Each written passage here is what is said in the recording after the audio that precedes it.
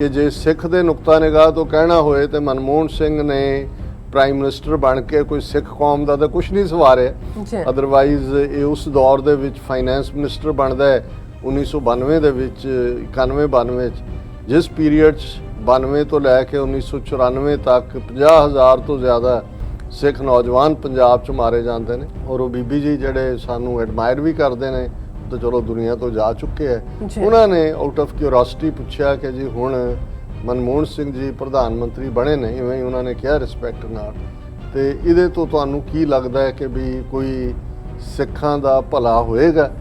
ते मेरे जवाब देण तो पहला ही वालिया साहब जिहड़े हालां बैड ते लाइंग सी वो एकदम वो जिवें ही सवाल मुक्या वो कहंदे इत्थों कुछ नहीं निकलना। मनमोहन सिंह एक चोरां दी कंपनी का ईमानदार अकाउंटेंट है। ये कह के मैं तो चुप कर गया। फिर उन्होंने कहा भी जेडे ये डाकू चोर होंदे ने अपना अकाउंटेंट बड़ा ईमानदार रखते हैं। साउथ एशिया का most enlightened brain enlightened mind doctor BR Ambedkar उन्होंने अपने लखां फॉलोअर्स दे नाल पोलीटिकल फॉलोअर्स अज दे दिन नागपुर शहर दे विच बुद्ध धर्म ਦੀ दीक्षा ਲਈ ਸੀ। ਆਪਣੇ ਆਪ ਨੂੰ ਉਹਨਾਂ ਨੇ ਬੁੱਧ ਧਰਮ 'ਚ ਕਨਵਰਟ ਕੀਤਾ ਸੀ। ਉਹ ਕਈ ਵਾਰ ਇਹ ਕਹਿ ਚੁੱਕੇ ਸਨ ਕਿ ਮੈਂ ਜੰਮਿਆ ਹਿੰਦੂ ਹਾਂ, ਉਹਦੇ ਤੇ ਤਾਂ ਮੇਰਾ ਕੰਟਰੋਲ ਕੋਈ ਨਹੀਂ ਸੀ ਮੈਂ ਕਿੱਥੇ ਜੰਮਣਾ, ਪਰ ਮੈਂ ਇੱਕ ਹਿੰਦੂ ਦੇ ਤੌਰ ਤੇ ਮਰਨਾ ਨਹੀਂ ਚਾਹੁੰਦਾ। ਉਹਨਾਂ ਨੇ ਇੱਕ ਦਿਨ ਮਿੱਥਿਆ ਸੀ ਜਿਸ ਦਿਨ ਦਲਿਤ ਸਮਾਜ ਵੱਲੋਂ ਵੇਦਾਂ ਸ਼ਾਸਤਰਾਂ ਸਿਮਰਤੀਆਂ ਨੂੰ ਸਾੜਿਆ ਜਾਂਦਾ ਸੀ। ਉਹਨਾਂ ਦਾ ਇਹ ਕਹਿਣਾ ਸੀ ਵੀ ਜਦੋਂ ਤੱਕ ਇਹ ਮੌਜੂਦ ਨੇ इस समाज नूं कदे बराबरी नहीं मिलेगी, कदे जस्टिस नहीं मिलेगा।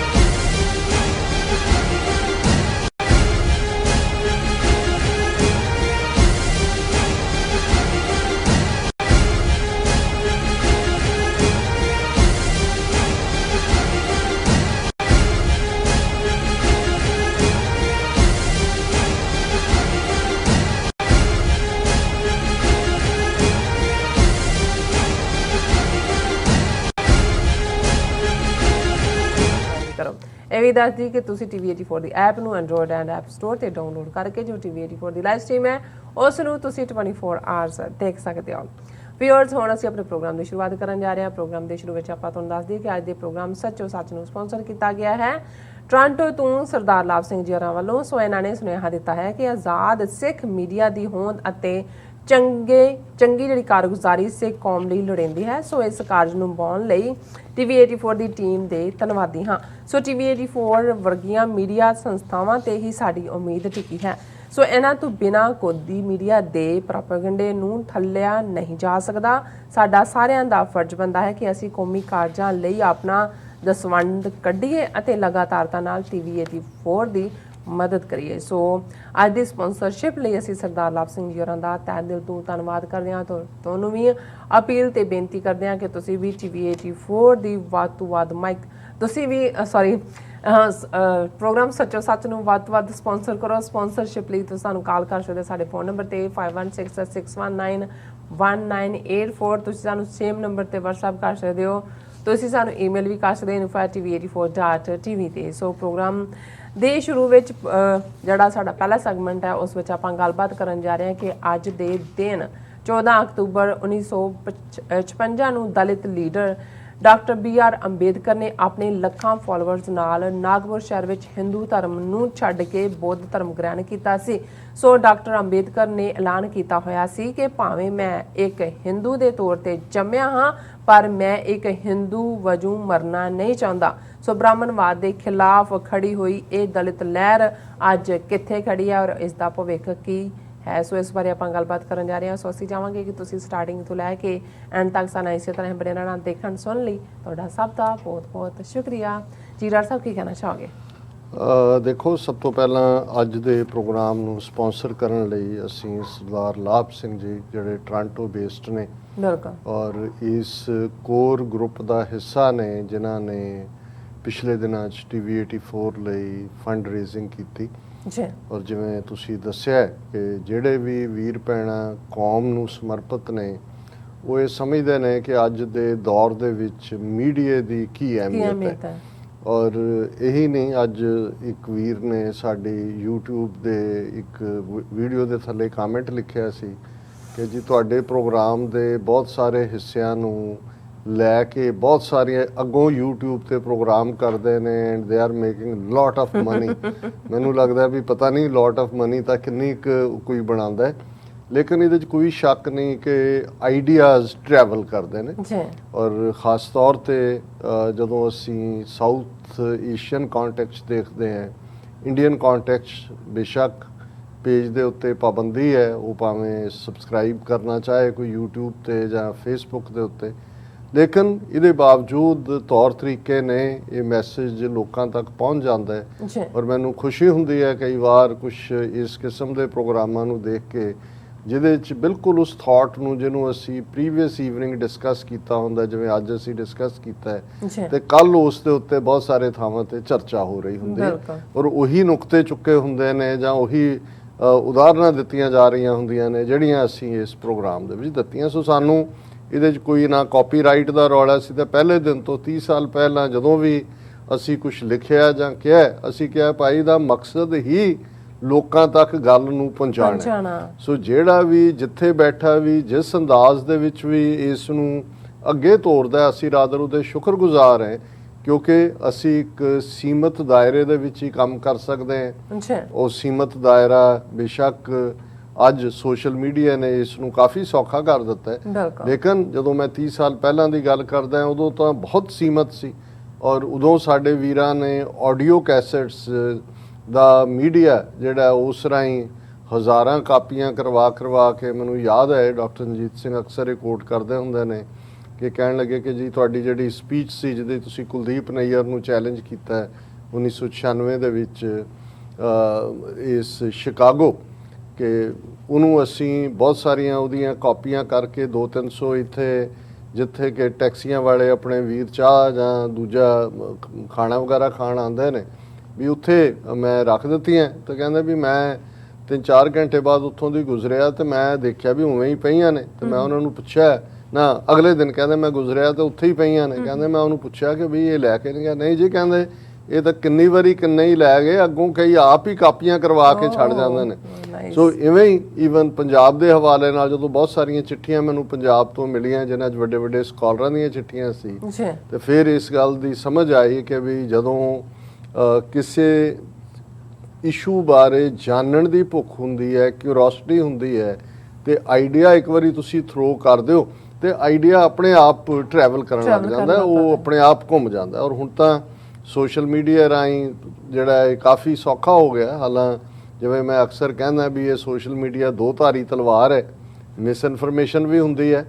ਕਈ ਵਾਰ ਤੁਹਾਡੀ ਕਈ ਗੱਲ ਦੀਆਂ 2 ਲਾਈਨਾਂ ਕੱਢ ਕੇ ਬਾਕੀ ਸਾਰਿਆਂ ਨੂੰ ਕਿਸੇ ਹੋਰ ਪਾਸੇ ਘੁਮਾਇਆ ਹੁੰਦਾ, ਲੇਕਿਨ ਇਹਦੇ ਬਾਵਜੂਦ ਅਸੀਂ ਸਮਝਦੇ ਹਾਂ ਕਿ ਵੀ ਜਿਹੜੇ ਸਾਡੇ ਵੀਰ ਲਾਭ ਸਿੰਘ ਵਰਗੇ ਭਰਾ ਨੇ ਉਹ ਸਮਝਦੇ ਨੇ ਕਿ TV 84 ਦਾ ਕੀ ਰੋਲ ਹੈ ਅੱਜ ਦੇ ਇਸ ਦੌਰ ਦੇ ਵਿੱਚ, ਖਾਸ ਤੌਰ ਤੇ ਜਦੋਂ ਕਿ ਇੰਡੀਅਨ ਮੀਡੀਆ ਹੀ ਨਹੀਂ, ਉਹਨਾਂ ਨੇ ਸੋਸ਼ਲ ਮੀਡੀਆ ਦੇ ਉੱਤੇ ਵੀ ਵੱਡੀ ਫੌਜ ਬਿਠਾਈ ਹੋਈ ਹੈ ਜਿਹੜੇ ਦਿਨ ਰਾਤ ਟਰੋਲ ਵੀ ਕਰਦੇ ਨੇ, ਮਿਸ ਇਨਫੋਰਮੇਸ਼ਨ ਵੀ ਹੈ, ਧਰਮ ਦੇ ਨਾਂ ਥੱਲੇ ਵੀ, ਸਿਆਸਤ ਦੇ ਨਾਂ ਥੱਲੇ ਵੀ।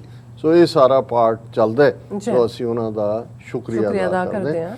ਬੇਸ਼ੱਕ ਨਾਲ ਦੀ ਨਾਲ ਜਦੋਂ ਅਸੀਂ ਅੱਜ ਖਬਰ ਵੀ ਦੇਖੀ ਆਉਣ ਤੋਂ ਪਹਿਲੇ ਕਿ ਐਕਸ ਪ੍ਰਾਈਮ ਮਿਨਿਸਟਰ ਭਾਰਤ ਦੇ 10 ਸਾਲ ਜਿਹੜੇ ਰਹੇ ਮਨਮੋਹਨ ਸਿੰਘ ਉਹ ਅੱਜ ਚੜ੍ਹਾਈ ਕਰ ਗਏ ਓ ਨੇ ਮਾਈ ਗੁੱਡਨੈਸ। ਤੇ ਉਸ ਦੇ ਉੱਤੇ ਜਿਹੜੀਆਂ ਨੇ ਕਾਮੈਂਟਸ ਦੂਸਰੇ ਪਾਸੇ ਦੋਵੇਂ ਪਾਸੇ ਚੱਲ ਰਹੇ ਸੀ।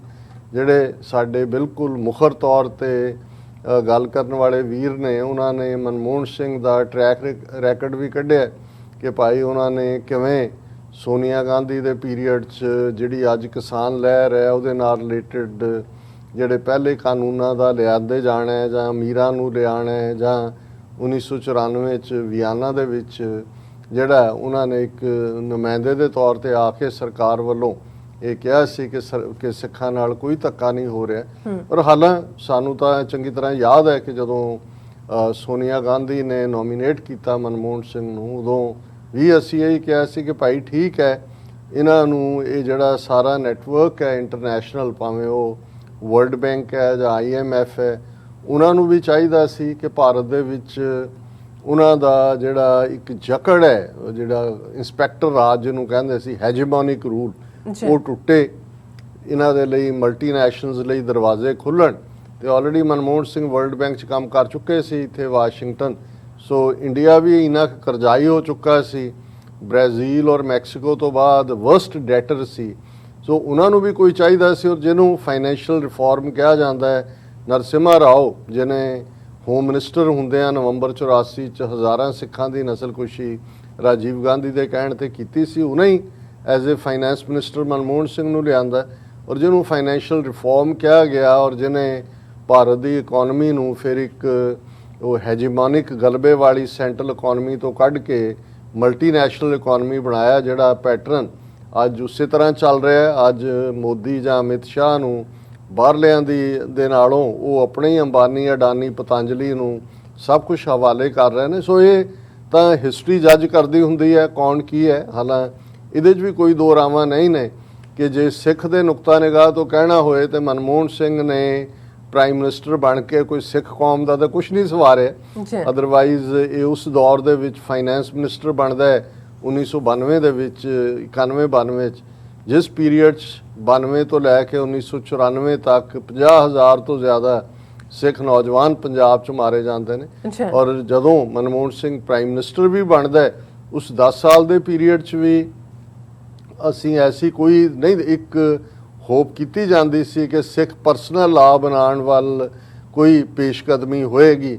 ਔਰ ਜਿਹੜੇ ਮਨਮੋਹਨ ਸਿੰਘ ਦੇ ਲਾਅ ਮਿਨਿਸਟਰ ਸੀ ਮਿਸਟਰ ਮੋਇਲੀ, ਔਰ ਇਹ ਗੱਲ ਮੈਨੂੰ ਇਨਸਾਈਡ ਸੋਰਸਿਸ ਨੇ ਉਸ ਪੀਰੀਅਡ 'ਚ ਸਾਡੇ ਤੱਕ ਇਹ ਪਹੁੰਚੀ ਸੀ ਕਿ ਮਿਸਟਰ ਮੋਇਲੀ ਚਾਹੁੰਦੇ ਸੀ ਕਿ ਭਾਈ ਇਹ ਜਿਹੜੇ ਨੇ ਕਾਨੂੰਨ ਇੱਕ ਪਾਸੇ ਹਿੰਦੂ ਸਕਸੈਸ਼ਨ ਐਕਟ ਦੇ ਥੱਲੇ ਜਾਂ ਫਿਰ ਹਿੰਦੂ ਮੈਰਿਜ ਐਕਟ ਜਾਂ ਦੂਜੇ ਇਹਨਾਂ ਸਾਰਿਆਂ 'ਚੋਂ ਸਿੱਖਾਂ ਨੂੰ ਕੱਢ ਕੇ ਇੱਕ ਸਿੱਖ ਪਰਸਨਲ ਲਾਅ ਬਣਾ ਦਿੱਤਾ ਜਾਏ। ਉਹਦਾ ਡਰਾਫਟ ਵੀ ਤਿਆਰ ਕਰ ਲਿਆ ਗਿਆ ਸੀ, ਉਹਦੀ ਇਨਪੁਟ ਵੀ ਸੀ ਔਰ ਆਲਰੇਡੀ ਉਸ ਤੋਂ ਪਹਿਲਾਂ ਵਾਜਪਾਈ ਸਰਕਾਰ ਦੇ ਵੇਲੇ ਜਿਹੜੀ ਇੱਕ ਕਨਸਟੀਟਿਊਸ਼ਨਲ ਰਿਫਾਰਮ ਕਮੇਟੀ ਬਣਾਈ ਗਈ ਸੀ ਉਹਦੀ ਰਿਕਮੈਂਡੇਸ਼ਨ ਵੀ ਸੀ। ਲੇਕਿਨ ਮੋਇਲੀ ਕਹਿੰਦੇ ਸੀ ਕਿ ਇੱਕ ਵਾਰ ਮਨਮੋਹਨ ਸਿੰਘ ਤੋਂ ਮੈਨੂੰ ਕਾਲ ਕਰਵਾ ਦਿਓ ਕਿ ਉਹ ਗੋ ਹੈਡ ਕਰੇ। ਲੇਕਿਨ ਉਹ ਕਾਲ ਕਦੇ ਵੀ ਮਨਮੋਹਨ ਸਿੰਘ ਦੀ ਗਈ ਨਹੀਂ ਕਿਉਂਕਿ ਅਕਸਰ ਇਹ ਗੱਲ ਕੱਲੀ ਮਨਮੋਹਨ ਸਿੰਘ ਇੱਕ ਸਿੱਖ ਦੇ ਹਵਾਲੇ ਨਾਲ ਹੀ ਨਹੀਂ ਹੈ। ਜੇ ਤੁਸੀਂ ਕੁੱਲ ਮਿਲਾ ਕੇ ਈਵਨ ਡਾਕਟਰ ਜ਼ਾਕਿਰ ਹੁਸੈਨ ਦੇ ਜ਼ਮਾਨੇ ਤੋਂ ਜਾਂ ਜਿਹੜਾ ਫਖਰੁਦੀਨ ਅਲੀ ਅਹਿਮਦ ਉਹ ਵੀ ਪ੍ਰੈਜ਼ੀਡੈਂਟ ਰਿਹਾ ਜਦੋਂ ਐਮਰਜੈਂਸੀ ਇੰਦਰਾ ਗਾਂਧੀ ਨੇ ਲਾਈ। ਲੇਕਿਨ ਇਹ ਜਾਂ ਅੱਜ ਜੇ ਦਲਿਤ ਲੀਡਰਸ਼ਿਪ ਦੇ ਹਵਾਲੇ ਨਾਲ ਦੇਖੀਏ ਤੇ ਮਿਸਟਰ ਕੋਵਿੰਦ ਪ੍ਰੈਜ਼ੀਡੈਂਟ ਹੈ ਇੰਡੀਆ ਦਾ, ਇੱਕ ਦਲਿਤ ਹੈ। ਲੇਕਿਨ ਕਿੰਨੇ ਜ਼ੁਲਮ ਹੋ ਰਹੇ ਨੇ ਜਾਂ ਕੀ ਨੇ, ਸੋ ਇਹ ਬਹੁਤ ਵਾਰ। ਔਰ ਜੇ ਸਿੱਖਾਂ ਦੇ ਹਵਾਲੇ ਨਾਲ ਅਸੀਂ ਕਹਿਣਾ ਹੋਏ ਫਿਰ ਤਾਂ ਗਿਆਨੀ ਜ਼ੈਲ ਸਿੰਘ ਨੂੰ ਇੰਦਰਾ ਗਾਂਧੀ ਨੇ ਪ੍ਰੈਜ਼ੀਡੈਂਟ ਬਣਾ ਕੇ ਜਿਹੜਾ ਦਰਬਾਰ ਸਾਹਿਬ ਤੇ ਹਮਲਾ ਕਰਵਾਇਆ। ਸੋ ਇਹਨਾਂ ਤੋਂ ਇਹ ਤਾਂ ਐਕਸਪੈਕਟੇਸ਼ਨ ਨਹੀਂ ਕੀਤੀ ਜਾ ਸਕਦੀ ਕਿ ਭਾਈ ਇਹਨਾਂ ਨੇ ਕੁਝ ਕਰਨਾ, ਰਾਦਰ ਉਹਨਾਂ ਨੂੰ ਐਜ਼ ਏ ਸਿੰਬਲ ਵਰਤਦੇ ਨੇ ਉਹ ਦੱਸਣ ਦੇ ਲਈ ਕਿ ਜੀ ਦੇਖੋ ਅਸੀਂ ਤਾਂ ਕੋਈ ਧੱਕਾ ਨਹੀਂ ਕਰ ਰਹੇ। ਲੇਕਿਨ ਇਹ ਹੈਵਿੰਗ ਸੈਡ ਆਲ ਦੈਟ ਕਿਉਂਕਿ ਇਹ ਵੀ ਜ਼ਰੂਰੀ ਹੈ ਕਿ ਇਨ ਪਰਸਪੈਕਟਿਵ ਦੇਖਿਆ ਜਾਏ। ਔਰ ਮੈਂ ਅਕਸਰ ਇੱਕ ਘਟਨਾ ਜ਼ਰੂਰ ਸੁਣਾਉਂਦਾ ਕਿ ਜਦੋਂ ਅਜੇ ਮਨਮੋਹਨ ਸਿੰਘ ਪਹਿਲੀ ਵਾਰ ਪ੍ਰਧਾਨ ਮੰਤਰੀ ਬਣੇ ਅਸੀਂ ਕੈਲੀਫੋਰਨੀਆ ਗਏ। ਉੱਥੇ ਇੱਕ ਬੀਬੀ ਜੱਜ ਜਿਹੜੇ ਹੁਣ ਚੜ੍ਹਾਈ ਕਰ ਗਏ ਉਹਨਾਂ ਦੇ husband mister Ahluwalia retired IAS rank officer ਸੀ ਤੇ ਉਹਨਾਂ ਦੇ ਘਰੋਂ ਬਿਮਾਰ ਸਨ। ਉਹਨਾਂ ਦੇ ਘਰ ਅਸੀਂ ਦੇਖਣ ਗਏ ਔਰ ਉਹ ਬੀਬੀ ਜੀ ਜਿਹੜੇ ਸਾਨੂੰ ਐਡਮਾਇਰ ਵੀ ਕਰਦੇ ਨੇ ਤਾਂ ਚਲੋ ਦੁਨੀਆ ਤੋਂ ਜਾ ਚੁੱਕੇ ਹੈ। ਉਹਨਾਂ ਨੇ ਆਊਟ ਆਫ ਕਿਉਰਿਓਸਿਟੀ ਪੁੱਛਿਆ ਕਿ ਜੀ ਹੁਣ ਮਨਮੋਹਨ ਸਿੰਘ ਜੀ ਪ੍ਰਧਾਨ ਮੰਤਰੀ ਬਣੇ ਨੇ, ਇਵੇਂ ਹੀ ਉਹਨਾਂ ਨੇ ਕਿਹਾ ਰਿਸਪੈਕਟ ਨਾਲ, ਤੇ ਇਹਦੇ ਤੋਂ ਤੁਹਾਨੂੰ ਕੀ ਲੱਗਦਾ ਹੈ ਕਿ ਵੀ ਕੋਈ ਸਿੱਖਾਂ ਦਾ ਭਲਾ ਹੋਏਗਾ? ਤੇ ਮੇਰੇ ਜਵਾਬ ਦੇਣ ਤੋਂ ਪਹਿਲਾਂ ਹੀ ਵਾਲੀਆ ਸਾਹਿਬ ਜਿਹੜੇ ਹਾਲਾਂ ਬੈੱਡ ਤੇ ਲਾਇੰਗ ਸੀ, ਉਹ ਇੱਕਦਮ ਉਹ ਜਿਉਂ ਹੀ ਸਵਾਲ ਮੁੱਕਿਆ ਉਹ ਕਹਿੰਦੇ ਇੱਥੋਂ ਕੁਛ ਨਹੀਂ ਨਿਕਲਣਾ, ਮਨਮੋਹਨ ਸਿੰਘ ਇੱਕ ਚੋਰਾਂ ਦੀ ਕੰਪਨੀ ਦਾ ਇਮਾਨਦਾਰ ਅਕਾਊਂਟੈਂਟ ਹੈ। ਇਹ ਕਹਿ ਕੇ ਮੈਂ ਤਾਂ ਚੁੱਪ ਕਰ ਗਿਆ। ਫਿਰ ਉਹਨਾਂ ਨੇ ਕਿਹਾ ਵੀ ਜਿਹੜੇ ਇਹ ਡਾਕੂ ਚੋਰ ਹੁੰਦੇ ਨੇ, ਇਹ ਆਪਣਾ ਅਕਾਊਂਟੈਂਟ ਬੜਾ ਇਮਾਨਦਾਰ ਰੱਖਦੇ ਨੇ, ਉਹਨਾਂ ਨੂੰ ਹੁੰਦਾ ਵੀ ਇਹ ਕਿਸੇ ਦੇ ਨਾਲ ਜਿਹੜਾ ਹੀਰਾ ਫੇਰੀ ਨਹੀਂ ਕਰੇਗਾ। ਔਰ ਮੈਂ ਸਮਝਦਾ ਵੀ ਜਿਹੜੇ 10 ਸਾਲ ਦੀ ਟਰਮ ਮਨਮੋਹਨ ਸਿੰਘ ਦੀ ਦੇਖਣੀ ਹੋਏ, ਖਾਸ ਤੌਰ ਤੇ ਸੈਕੰਡ ਟਰਮ ਵੇਲੇ ਜਿਵੇਂ ਇੱਕ ਤੋਂ ਬਾਅਦ ਇੱਕ ਸਕੈਂਡਲ, ਕੋਈ G1 ਕੋਈ G2 ਕਰਪਸ਼ਨ, ਦੂਜੇ ਤੀਜੇ, ਫਿਰ ਪਹਿਲੀ ਵਾਰ ਸੀ ਕਿ ਪਹਿਲਾਂ ਤਾਂ ਕਰਪਸ਼ਨ ਜਿਹੜੀ ਆ ਉਹ ਲੱਖਾਂ ਦੇ ਵਿੱਚ ਸੁਣੀ ਜਾਂਦੀ ਸੀ, ਫਿਰ ਗੱਲ ਹੀ ਕਰੋੜਾਂ ਤੋਂ ਸ਼ੁਰੂ ਹੁੰਦੀ ਸੀ, ਅਰਬਾਂ ਤੱਕ ਗਈ। ਸੋ ਜਿਹੜਾ ਵੀ ਆਲਾ ਦੁਆਲਾ ਸਾਰਾ ਕਰਪਟ ਸੀ, ਲੇਕਿਨ ਇਹਦੇ ਬਾਵਜੂਦ ਇਹ ਤਾਂ ਠੀਕ ਹੈ ਵੀ ਇੱਕ ਇਮਾਨਦਾਰ ਅਕਾਊਂਟੈਂਟ ਦੇ ਤੌਰ ਤੇ ਉਹਨੇ ਹਰ ਇੱਕ ਦੇ ਅੱਖਾਂ ਵੀ ਬੰਦ ਰੱਖੀਆਂ, ਲੇਕਿਨ ਕੋਈ ਧੱਬਾ ਉਹਦੇ ਉੱਤੇ ਨਹੀਂ ਆਇਆ ਘੱਟੋ ਘੱਟ ਇੰਨਾ। ਹਾਂ, ਸੈਕੰਡਲੀ ਜੇ ਇਹ ਕਹਿਣਾ ਹੋਏ ਸਿੱਖਾਂ ਦਾ ਤਾਂ ਨਾ ਕੁਛ ਉਹਨੇ ਬਣਾਇਆ ਤੇ ਨਾ ਕੱਲ ਨੂੰ ਕੋਈ ਹੋਰ ਵੀ ਇਹਨਾਂ ਦੇ ਸੈਟਅਪ 'ਚ ਆ ਜਾਏ, ਉਹ ਪੰਜਾਬ ਦੀ ਸਰਕਾਰ 'ਚ ਆ ਜਾਏ, ਦਿੱਲੀ ਦੀ ਸਰਕਾਰ 'ਚ ਆ ਜਾਏ, ਕਿਸੇ ਨੇ ਕੁਛ ਨਹੀਂ ਬਣਾਉਣਾ ਹੈ। ਲੇਕਿਨ ਘੱਟੋ ਘੱਟ ਹਿੰਦੂ ਤਵੀਆਂ ਨੂੰ ਜਾਂ ਭਾਰਤ ਦੇ ਹਿੰਦੂਆਂ ਨੂੰ ਜਾਂ ਜਿਹੜੇ ਇੰਡੀਅਨ ਯੂਨੀਅਨ ਦੇ ਪੁਜਾਰੀ ਨੇ, ਉਹਨਾਂ ਨੂੰ ਜ਼ਰੂਰ ਮਨਮੋਹਨ ਸਿੰਘ ਦਾ ਥੈਂਕਫੁਲ ਹੋਣਾ ਚਾਹੀਦਾ ਹੈ ਕਿ ਮਨਮੋਹਨ ਸਿੰਘ ਨੇ ਘੱਟੋ ਘੱਟ 20 ਤੋਂ 25 ਸਾਲ ਲੀਜ਼ ਆਫ ਲਾਈਫ ਇਸ ਆਰਟੀਫੀਸ਼ੀਅਲ ਯੂਨੀਅਨ ਇੰਡੀਆ ਨੂੰ ਦਿੱਤੀ। ਔਰ ਹੁਣ ਉਹ 20-25 ਸਾਲ ਪੂਰੇ ਹੋ ਗਏ ਨੇ, ਔਰ ਹੁਣ ਗੱਲ ਉਧਰ ਨੂੰ ਹੀ ਜਾ ਰਹੀ ਹੈ ਜਿੱਧਰ ਨੂੰ ਜਾਣੀ ਸੀ, ਕਿਉਂਕਿ ਜਿਵੇਂ ਅਸੀਂ ਕਿਹਾ ਕਿ ਵੀ ਉਸ ਵੇਲੇ ਹਾਲ ਇਹ ਹੋ ਚੁੱਕਾ ਸੀ ਕਿ ਥਰਡ ਵਰਸਟ ਡੈਟਰ ਬ੍ਰਾਜ਼ੀਲ ਔਰ ਮੈਕਸੀਕੋ ਤੋਂ ਬਾਅਦ, ਔਰ ਉਸ ਤੋਂ ਪਹਿਲਾਂ ਨਰਸਿਮਹਾ ਰਾਓ ਤੋਂ ਪਹਿਲਾਂ ਜਦੋਂ ਚੰਦਰ ਸ਼ੇਖਰ ਪ੍ਰਾਈਮ ਮਿਨਿਸਟਰ ਬਣਿਆ ਤੇ ਉਹਨਾਂ ਨੂੰ ਕਿੰਨੇ ਟਨ ਸੋਨਾ ਜਿਹੜਾ ਹੈ ਉਹ ਫਲਾਈ ਕਰਕੇ ਉਹਨਾਂ ਨੇ ਲੰਡਨ ਲਿਆਂਦਾ ਸੀ ਆਪਣੀ ਕਿਸ਼ਤ ਪੇ ਕਰਨ ਦੇ ਲਈ। ਅਦਰਵਾਈਜ਼ ਉਹਨਾਂ ਦਾ ਬਿਲਕੁਲ ਉਵੇਂ ਹੀ ਸੀ ਜਿਵੇਂ ਕਲੈਪਸ ਹੋਣ ਜਾ ਰਿਹਾ, ਜਿਵੇਂ ਜਦੋਂ ਇਕਨੋਮੀਜ਼ ਟੁੱਟਦੀਆਂ ਨੇ। ਸੋ ਜ਼ਾਹਰ ਹੈ ਕਿ ਉਹਦੇ ਕੋਲ ਉਹ ਇੱਕ ਹਾਈਲੀ ਐਜੂਕੇਟਿਡ, ਕੈਂਬਰਿਜ ਦਾ PhD, ਵਰਲਡ ਬੈਂਕ ਦਾ ਐਕਸਪੀਰੀਅੰਸਡ ਬੰਦਾ, ਫਿਰ ਆਪਣੇ ਨਾਲ ਉਹ ਮੌਂਟੇਕ ਆਹਲੂਵਾਲੀਆ ਜਿਹੜਾ ਆਪਣੀ ਕਿਸਮ ਦਾ ਇਕਨੋਮਿਸਟ ਸੀ, ਉਹਨੂੰ ਨਾਲ ਲਿਆਇਆ। ਔਰ ਨਤੀਜੇ ਦੇ ਤੌਰ ਤੇ ਬਹੁਤ ਸਾਰੀ ਜਿਹੜੀ ਇਕਨੋਮਿਕਲ ਰਿਫਾਰਮ ਦੇ ਨਾਂ ਥੱਲੇ ਮਲਟੀਨੈਸ਼ਨਲਸ ਮਨੀ ਪੰਪ ਹੋਈ, ਔਰ ਜਿੱਥੇ ਉਹਨਾਂ ਦੇ ਰਿਜ਼ਰਵ ਗੋਲਡ ਜਿਹੜਾ ਉਹਨਾਂ ਦਾ ਫੋਰਨ ਐਕਸਚੇਂਜ ਰਿਜ਼ਰਵ ਹੈ $2-3 ਬਿਲੀਅਨ ਸੀ ਮੇਰਾ ਖਿਆਲ, ਜਦੋਂ ਇਹਨੇ ਪ੍ਰਾਈਮ ਮਿਨਿਸਟਰਸ਼ਿਪ ਛੱਡੀ ਹੈ ਤਾਂ ਉਦੋਂ $100 ਬਿਲੀਅਨ ਦੇ ਨੇੜੇ ਤੇੜੇ ਫੋਰਨ ਐਕਸਚੇਂਜ ਰਿਜ਼ਰਵ ਸੀ। ਸੋ ਉਹਨਾਂ ਨੂੰ ਜ਼ਰੂਰ ਥੈਂਕਫੁਲ ਹੋਣਾ ਚਾਹੀਦਾ ਹੈ। ਬਾਕੀ ਜਿਹੜਾ ਅਸੀਂ ਸਮਝਦੇ ਹਾਂ ਕਿ ਜੋ ਆਇਆ ਸੋ ਚੱਲ ਸੀ, ਸਭ ਕੋਈ ਆਈ ਬਾਰੀ ਹੈ, ਕੋਈ ਕਿਸੇ ਦੀ ਮੌਤ ਸੈਲੀਬ੍ਰੇਸ਼ਨ ਵੀ ਨਹੀਂ ਹੁੰਦੀ ਕਿ ਵੀ ਕੋਈ ਉਹਦੇ ਤੇ ਕੋਈ ਖੁਸ਼ੀ ਹੋਏ। ਲੇਕਿਨ ਇਹ ਜ਼ਰੂਰ ਹੈ ਕਿ ਜਦੋਂ ਵੀ ਅਸੀਂ ਬਤੌਰੇ ਸਿੱਖ ਦੇਖਦੇ ਹਾਂ, ਪੰਜਾਬ ਦੇ ਹਿੱਤਾਂ ਨੂੰ ਦੇਖਦੇ ਹਾਂ, ਅੱਜ ਪੰਜਾਬ ਦੀ ਕਿਸਾਨੀ ਹੋਏ, ਪੰਜਾਬ ਦੀ ਜਵਾਨੀ ਹੋਏ, ਜਾਂ ਜਿਵੇਂ ਅਸੀਂ ਕੱਲ ਗੱਲ ਕੀਤੀ ਸੀ ਕਿ ਹੁਣ ਕਿਵੇਂ ਮੋਦੀ ਅਮਿਤ ਸ਼ਾਹ ਨੇ ਅੱਧਾ ਪੰਜਾਬ 25,000 ਸਕੁਅਰ ਕਿਲੋਮੀਟਰ ਟੈਰੀਟਰੀ ਜਿਹੜਾ ਉਹਨੂੰ ਮਿਲਟਰੀ ਗੈਰੀਸਨ ਬਣਾ ਦਿੱਤਾ ਹੈ, BSF ਦੇ ਹਵਾਲੇ ਕਰ ਦਿੱਤਾ ਹੈ। ਤੇ ਫਿਰ ਇਹ ਜ਼ਰੂਰ ਇਸ ਗੱਲ ਦੇ ਉੱਤੇ ਅਫਸੋਸ ਹੁੰਦਾ ਹੈ ਕਿ ਜਿਹੜੇ ਲੋਕ ਅਦਰਵਾਈਜ਼ ਸਿੱਖਾਂ ਦੇ ਘਰ ਪੈਦਾ ਹੋਏ, ਹੁਣ ਮਨਮੋਹਨ ਸਿੰਘ ਪਾਕਿਸਤਾਨ ਦੇ ਵਿੱਚ ਜਿਸ ਇਲਾਕੇ ਨਾਲ ਉਹਨਾਂ ਦਾ ਸੰਬੰਧ, ਉਹਨਾਂ ਦੇ ਫਾਦਰ ਹਾਲਾਂ ਉਹ ਖੁਦ ਉਹਨਾਂ ਨੇ ਪਾਰਲੀਮੈਂਟ 'ਚ ਕਿਹਾ ਸੀ ਕਿ ਮੈਂ ਵੀ ਫਰੀडम ਫਾਈਟਰਸ, ਉਹਨਾਂ ਦੇ ਪਿਤਾ ਜਿਹੜੇ ਨੇ ਜੈਤੋ ਦੇ ਮੋਰਚੇ ਵਿੱਚ ਉਹਨਾਂ ਨੇ ਗ੍ਰਿਫਤਾਰੀ ਦਿੱਤੀ ਸੀ। ਇਹ ਵੀ ਬਿਲਕੁਲ ਠੀਕ ਹੈ ਕਿ ਮਨਮੋਹਨ ਸਿੰਘ ਨੂੰ ਪ੍ਰਾਈਮ ਮਿਨਿਸਟਰ ਹੁੰਦਿਆਂ ਜਿਹੜਾ ਉਹ ਹਿੰਦੀ ਨਹੀਂ ਸੀ ਆਉਂਦੀ, ਨਾ ਲਿਖਣੀ ਆਉਂਦੀ ਸੀ, ਨਾ ਪੜ੍ਹਨੀ ਆਉਂਦੀ ਸੀ, ਉਹ ਆਪਣੀ ਸਪੀਚ ਵੀ ਜਾਂ ਗੁਰਮੁਖੀ 'ਚ ਲਿਖਦੇ ਸੀ ਜਾਂ ਉਰਦੂ 'ਚ ਲਿਖਦੇ ਸੀ। ਔਰ ਸਿੱਖ ਸਟੂਡੈਂਟ ਫੈਡਰੇਸ਼ਨ ਨਾਲ ਵੀ ਐਸਾ ਆਉਂਦਾ ਹੈ ਕਿ ਯੰਗਰ ਡੇਜ਼ 'ਚ ਉਹਨਾਂ ਦਾ ਸੰਬੰਧ ਰਿਹਾ। ਲੇਕਿਨ ਮੈਂ ਇਹ ਦੇਖਦਾ ਹਾਂ ਕਿ ਜਿਉਂ-ਜਿਉਂ ਜਿਹੜਾ ਬੰਦਾ ਪਾਵਰ ਦੇ ਨੇੜੇ ਜਾਂਦਾ, ਔਰ ਇਹ ਗੱਲ ਇੱਕ IAS ਆਫੀਸਰ ਨੇ ਜਿਹੜੇ ਅਸਾਮ ਦੇ ਵਿੱਚ ਪੋਸਟਡ ਸੀ, ਉਹਨਾਂ ਨੇ ਰਿਟਾਇਰਮੈਂਟ ਤੋਂ ਬਾਅਦ ਇੱਕ ਵਾਰ ਅਮਰੀਕਾ ਉਹ ਆਏ ਤੇ ਉਹਨਾਂ ਨੇ ਦੱਸੀ, ਹਾਲਾਂ ਉਹ ਆਪਣੀ ਕਿਸਮ ਦੀ ਉਹਨਾਂ ਨੇ ਡਿਸੈਂਟ ਕੀਤਾ ਸੀ ਜੂਨ 84 ਦੇ ਵੇਲੇ। ਸੋ ਉਹਨਾਂ ਨੇ ਕਿਹਾ ਕਿ ਕਿਉਂਕਿ ਮਨਮੋਹਨ ਸਿੰਘ ਪਾਰਲੀਮੈਂਟ 'ਚ ਵੀ ਅਸਾਮ ਦੇ ਕੋਟੇ 'ਚੋਂ ਹੀ ਜਾਂਦਾ ਰਿਹਾ, ਔਰ ਮੇਰਾ ਖਿਆਲ ਹੈ ਕਿ ਉਸ ਤੋਂ ਪਹਿਲਾਂ ਅਸਾਮ ਦੇ ਨਾਲ ਕੋਈ ਕਨੈਕਸ਼ਨ ਸੀ, ਉੱਥੇ ਉਹਨਾਂ ਨੇ ਆਪਣੀ ਕੋਈ ਜ਼ਮੀਨ ਵੀ ਘਰ-ਘੁਰ ਵੀ ਬਣਾਇਆ ਹੋਇਆ ਸੀ ਗੁਹਾਟੀ ਦੇ ਵਿੱਚ। ਅੱਛਾ।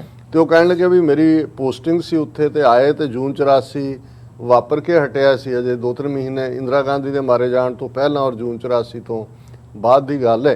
ਕਹਿੰਦੇ ਵੀ ਮੈਂ ਡਿਨਰ ਤੇ ਸੱਦਿਆ ਔਰ ਉੱਥੇ ਡਿਨਰ ਟੇਬਲ ਤੇ ਮਨਮੋਹਨ ਸਿੰਘ ਨੇ ਕਿਹਾ ਕਿ ਇਹ ਜੋ ਜਿੱਥੇ ਤੱਕ ਗੱਲ ਪਹੁੰਚ ਗਈ ਹੈ, ਸਿੱਖਾਂ ਕੋਲ ਖਾਲਿਸਤਾਨ ਲੈਣ ਤੋਂ ਬਿਨਾਂ ਸਿੱਖਾਂ ਨੇ ਬਚਣਾ ਨਹੀਂ ਹੈ।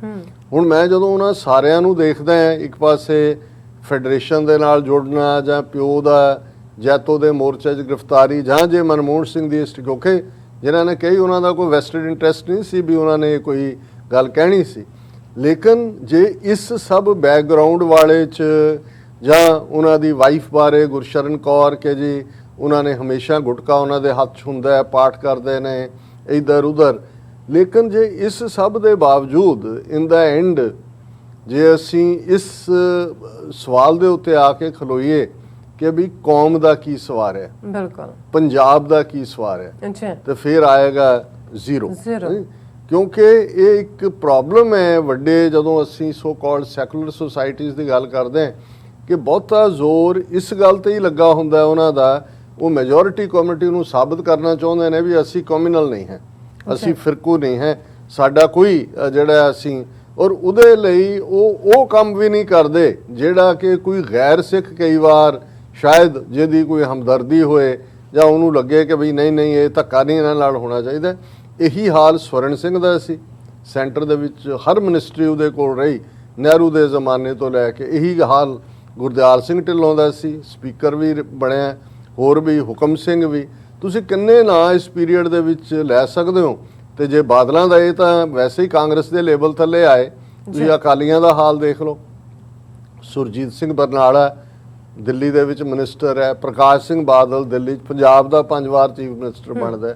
ਆ ਹੁਣ ਆਲੇ ਦੀ ਔਲਾਦ ਅਮਰਿੰਦਰ ਦੀ ਕਰਤੂਤ ਦੇਖ ਲਓ, ਕਾਂਗਰਸ 'ਚ ਹੁੰਦੇ ਆ, ਅੱਧਾ ਪੰਜਾਬ BSF ਦੇ ਹਵਾਲੇ ਹੈ ਤੇ ਉਹ ਸਪੋਰਟ ਕਰ ਰਿਹਾ, ਉਹ ਦੂਜਿਆਂ ਨੂੰ ਕਹਿ ਰਿਹਾ ਜੀ ਐਵੇਂ ਇਹਨਾਂ ਦੀ ਸਿਆਸੀਕਰਨ ਨਾ ਕਰੋ BSF ਦਾ ਔਰ ਫਲਾਣਾ ਟਿਮਕਾ। ਸੋ ਇਹ ਗੁਲਾਮੀ ਇਹ ਹੁੰਦੀ ਹੈ ਕਿ ਪ੍ਰਤਾਪ ਸਿੰਘ ਕੈਰੋਂ ਜਿਹਨੇ ਨਹਿਰੂ ਦੇ ਕਹਿਣ ਤੇ ਪੰਜਾਬ 'ਚ ਅਕਾਲੀਆਂ ਦਾ ਕੀ ਹਾਲ ਕੀਤਾ, ਔਰ ਚਲੇ ਜਾਂਦੇ ਨੇ ਦੁਨੀਆ ਤੋਂ। ਇਨ ਦਾ ਐਂਡ ਜੇ ਸਿੱਖਾਂ ਲਈ ਕੁਝ ਕੀਤਾ ਹੋਏ ਜਾਂ ਸਵਾਰਿਆ ਹੋਏ, ਜੇ ਅੱਜ ਅਸੀਂ ਉਹਨਾਂ ਨੂੰ ਹੀ ਯਾਦ ਕਰਦੇ ਹਾਂ ਜਿਨ੍ਹਾਂ ਨੇ ਕੌਮ ਦੇ, ਕਿਉਂਕਿ ਇਹ ਉਹ ਲੋਕ ਨੇ ਜਿਹੜੇ ਦੁਸ਼ਮਣ ਦੇ ਖੈਮੇ 'ਚ ਗਏ, ਉਹਨਾਂ ਨੇ ਵਕਤੀ ਤੌਰ ਤੇ ਇਹਨਾਂ ਨੂੰ ਵਰਤਿਆ ਤੇ ਰੈਕਗਨਾਈਜ਼ ਉਹਨਾਂ ਨੇ ਵੀ ਨਹੀਂ ਕਰਨਾ ਹੁੰਦਾ। ਔਰ ਤੁਸੀਂ ਦੇਖੋਗੇ ਕਿ ਵੀ ਕੋਈ ਵੀ 10 ਸਾਲ ਦੀ ਮਨਮੋਹਨ ਸਿੰਘ ਦੀ ਲੈਗੇਸੀ ਕਿੱਥੇ ਡਿਸਕਸ ਹੁੰਦੀ ਹੈ, ਉਹਨੂੰ ਉਹੀ ਜਿਹੜਾ ਜਾਂ ਮੋਹਨ ਸਿੰਘ ਕਰਕੇ ਉਹਨੂੰ ਕਿਹਾ ਜਾਂਦਾ ਸੀ, ਤੇ ਜਾਂ ਜਦੋਂ ਬਹੁਤਿਆਂ ਨੇ ਇਹੀ ਲਿਖਿਆ ਕਿ ਜੀ ਪਪਟ ਆਫ ਸੋਨੀਆ ਗਾਂਧੀ, ਕਿ ਜੀ ਹੁਣ ਤੱਕ ਕੋਈ ਆਪਣਾ ਫੈਸਲਾ ਆਪ ਕੀਤਾ ਹੀ ਨਹੀਂ, ਫਾਈਲਾਂ ਤਿਆਰ ਹੁੰਦੀਆਂ ਸੀ ਜਦੋਂ ਤੱਕ ਸੋਨੀਆ ਗਾਂਧੀ ਜਿਹੜੀ ਹੈ ਉਹ ਅਪਰੂਵ ਨਾ ਕਰੇ, ਉਹ ਅਪਰੂਵ ਨਹੀਂ ਸੀ ਹੁੰਦਾ। ਸੋ ਕੁੱਲ ਮਿਲਾ ਕੇ ਫਿਰ ਵੀ ਅਸੀਂ ਉਹ ਚਰਚਾ ਕਰਨ ਤੋਂ ਬਿਨਾਂ ਰਹਿ ਨਹੀਂ ਸਕੇ, ਕਿਉਂਕਿ ਜ਼ਾਹਰ ਹੈ ਕਿ ਜਦੋਂ ਵੀ ਕੋਈ ਤੁਰ ਜਾਂਦਾ ਹੈ, ਉਹ ਭਾਵੇਂ ਉਹਦਾ ਹਿਸਟਰੀ ਨੇ ਜੱਜ ਕਰਨਾ ਹੈ ਕਿ ਕਿਹਦਾ ਕੀ ਕਿਰਦਾਰ ਹੈ, ਤੇ ਰੱਬ ਨੇ ਜੱਜ ਕਰਨਾ ਹੈ ਕਿ ਕਰਮੀ ਆਪੋ ਆਪਣੀ ਕਿ ਨੇੜੇ ਕਿ ਦੂਰ, ਕਿ ਕਿਹੜਾ ਉਹਦੇ ਨੇੜੇ ਹੈ ਕਿਹੜਾ ਦੂਰ ਹੈ। ਲੇਕਿਨ ਇਹ ਇੱਕ ਵਾਕਿਆ ਹੈ ਔਰ ਅੱਜ ਦੇ ਇਹ ਮੇਨ ਖਬਰ ਵੀ ਹੈ। ਹੁਣ ਗੱਲ ਅਸੀਂ ਮੇਰਾ ਖਿਆਲ ਹੈ ਕਾਫੀ ਵਕਤ ਇਸ ਦੇ ਉੱਤੇ ਲਾ ਦਿੱਤਾ ਹੈ, ਪਰ ਫਿਰ ਵੀ ਅੱਜ ਦਾ ਦਿਨ ਜਿਸ ਕਰਕੇ ਅਸੀਂ ਇਹਨੂੰ ਐਜ਼ ਏ ਲੀਡ ਸੈਗਮੈਂਟ ਚੁਣਿਆ, 14 ਅਕਤੂਬਰ 1956 56 ਉਹ ਦਿਨ ਜਿਸ ਦਿਨ ਡਾਕਟਰ BR ਅੰਬੇਦਕਰ, ਜਿਨ੍ਹਾਂ ਨੂੰ ਭਾਰਤੀ ਕਨਸਟੀਟਿਊਸ਼ਨ ਦਾ ਫਾਦਰ ਕਿਹਾ ਜਾਂਦਾ ਹੈ, ਨਿਰਮਾਤਾ ਵੀ ਕਿਹਾ ਜਾਂਦਾ ਹੈ ਬਣਾਉਣ ਵਾਲੇ, ਬਹੁਤ ਵੱਡੇ ਰੋਸ਼ਨ ਦਿਮਾਗ ਲੀਡਰ, ਜਿਨ੍ਹਾਂ ਨੂੰ ਸਰ ਕਪੂਰ ਸਿੰਘ ਹੋਰਾਂ ਨੇ ਸਾਚੀ ਸਾਖੀ 'ਚ ਇਹ ਕਿਹਾ ਕਿ 20ਵੀਂ ਸਦੀ ਦਾ ਸਾਊਥ ਏਸ਼ੀਆ ਦਾ most enlightened brain, enlightened mind doctor BR Ambedkar. ਉਹਨਾਂ ਨੇ ਆਪਣੇ ਲੱਖਾਂ ਫਾਲੋਅਰਸ ਦੇ ਨਾਲ, ਪੋਲੀਟੀਕਲ ਫਾਲੋਅਰਸ, ਅੱਜ ਦੇ ਦਿਨ ਨਾਗਪੁਰ ਸ਼ਹਿਰ ਦੇ ਵਿੱਚ ਬੁੱਧ ਧਰਮ ਦੀ ਦੀਕਸ਼ਾ ਲਈ ਸੀ। ਆਪਣੇ ਆਪ ਨੂੰ ਉਹਨਾਂ ਨੇ ਬੁੱਧ ਧਰਮ 'ਚ ਕਨਵਰਟ ਕੀਤਾ ਸੀ। ਉਸ ਤੋਂ ਪਹਿਲਾਂ ਉਹ ਕਈ ਵਾਰ ਇਹ ਕਹਿ ਚੁੱਕੇ ਸਨ ਕਿ ਮੈਂ ਜੰਮਿਆ ਹਿੰਦੂ ਹਾਂ, ਉਹਦੇ 'ਤੇ ਤਾਂ ਮੇਰਾ ਕੰਟਰੋਲ ਕੋਈ ਨਹੀਂ ਸੀ ਮੈਂ ਕਿੱਥੇ ਜੰਮਣਾ, ਪਰ ਮੈਂ ਇੱਕ ਹਿੰਦੂ ਦੇ ਤੌਰ 'ਤੇ ਮਰਨਾ ਨਹੀਂ ਚਾਹੁੰਦਾ। ਔਰ ਇਹਦੇ 'ਚ ਵੀ ਕੋਈ ਸ਼ੱਕ ਨਹੀਂ, ਸਿੱਖ ਹਲਕਿਆਂ 'ਚ ਵੀ ਵੱਡੀ ਡਿਬੇਟ ਹੁੰਦੀ ਹੈ, ਸਾਚੀ ਸਾਖੀ 'ਚ ਵੀ ਇਸ ਦਾ ਜ਼ਿਕਰ ਹੈ ਕਿ 1930 'ਚ ਇੱਕ ਸਟੇਜ ਤੇ ਜਦੋਂ ਡਾਕਟਰ ਅੰਬੇਦਕਰ ਨੇ ਸਿੱਖ ਧਰਮ ਅਪਣਾਉਣ ਦਾ ਮਨ ਬਣਾ ਲਿਆ ਸੀ ਔਰ ਉਦੋਂ ਭਾਰਤ ਦੇ ਵਿੱਚ ਦਲਿਤਾਂ ਦੀ ਆਬਾਦੀ 9 ਕਰੋੜ ਸੀ, ਟੋਟਲ 33 ਕਰੋੜ ਦੇ ਲਗਭਗ ਆਬਾਦੀ ਸੀ। ਔਰ ਐਸਾ ਕਿਹਾ ਜਾਂਦਾ ਹੈ ਕਿ ਵੀ ਉਹਨਾਂ ਨੇ ਆਫਰ ਕੀਤਾ ਸੀ ਕਿ ਵੀ ਉਹ ਸਾਰਿਆਂ ਦੇ ਨਾਲ ਸਿੱਖ ਧਰਮ ਦੇ ਵਿੱਚ ਆਣਗੇ। ਇਸ ਦੇ ਲਈ ਈਵਨ ਜਿਹੜਾ ਖਾਲਸਾ ਕਾਲਜ ਬੰਬਈ 1932-33 ਦੇ ਵਿੱਚ ਸ਼੍ਰੋਮਣੀ ਕਮੇਟੀ ਨੇ ਜਾਂ ਸਿੱਖਾਂ ਦੇ ਪੈਸੇ ਨਾਲ ਬਣਿਆ, ਇਹ ਕਿਹਾ ਜਾਂਦਾ ਹੈ ਕਿ ਜਿਹੜੀ ਜ਼ਮੀਨ ਦੇ ਉੱਤੇ ਬਣਿਆ ਉਹ ਡਾਕਟਰ ਅੰਬੇਦਕਰ ਨੇ ਹੀ ਡੋਨੇਟ ਕੀਤੀ ਸੀ। ਔਰ ਡਾਕਟਰ ਅੰਬੇਦਕਰ ਨੇ ਆਪਣੇ ਭਣੇਵੇਂ ਜਾਂ ਭਤੀਜੇ ਭੀਮ ਸਿੰਘ ਉਹਦਾ ਨਾਂ ਸੀ ਔਰ ਕੁਝ ਹੋਰ ਨੂੰ ਉਸ ਤੋਂ ਪਹਿਲਾਂ ਅੰਮ੍ਰਿਤਸਰ ਭੇਜਿਆ ਸੀ ਸਿੱਖ ਧਰਮ ਬਾਰੇ ਸਟੱਡੀ ਕਰਨ ਦੇ ਲਈ ਵੀ। ਉਹ ਅੰਮ੍ਰਿਤ ਛਕ ਕੇ ਸਿੰਘ ਸੱਜ ਵੀ ਗਏ ਸਨ। ਫਿਰ ਇਹ ਇੱਕ ਲੰਬੀ ਡਿਬੇਟ ਹੈ ਵੀ ਐਸਾ ਕੀ ਹੋਇਆ ਕਿ ਡਾਕਟਰ ਅੰਬੇਦਕਰ ਸਿੱਖ ਬਣਦੇ ਰਹਿ ਗਏ।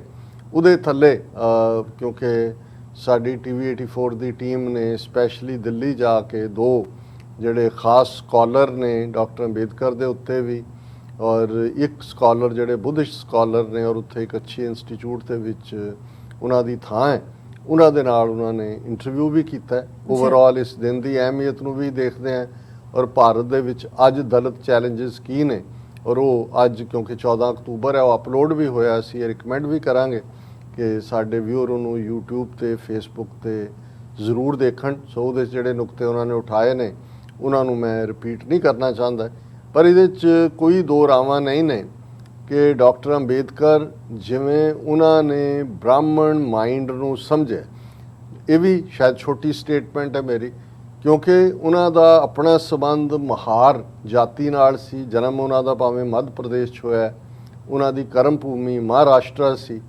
ਔਰ ਬਹੁਤ ਬ੍ਰਿਲੀਅੰਟ ਹੋਣ ਕਰਕੇ ਹਾਲਾਂਕਿ ਉਹਨਾਂ ਨੂੰ ਉਸ ਵੇਲੇ ਦੇ ਕੁਝ ਜਿਹੜੇ ਰਾਜੇ ਆਊਟ ਆਫ ਨੋਬਿਲਿਟੀ ਸਪਾਂਸਰ ਕਰਦੇ ਸੀ, ਉਹਨਾਂ ਨੇ ਹਾਈਐਸਟ ਐਜੂਕੇਸ਼ਨ ਲਈ ਇੱਥੇ ਵੀ ਨਿਊਯਾਰਕ ਦੀ ਕੋਲੰਬੀਆ ਯੂਨੀਵਰਸਿਟੀ ਦੇ ਵਿੱਚ ਉਹਨਾਂ ਨੇ ਹਾਈਐਸਟ ਡਿਗਰੀ ਲਾਅ ਦੀ ਵੀ ਔਰ ਜੇ ਤੁਸੀਂ ਉਹਨਾਂ ਦੇ ਇੰਟੈਲੈਕਟ ਦੀ ਗੱਲ ਕਰੋ ਤਾਂ ਉਹਦਾ ਕੋਈ ਮੈਚ ਨਹੀਂ ਹੈ।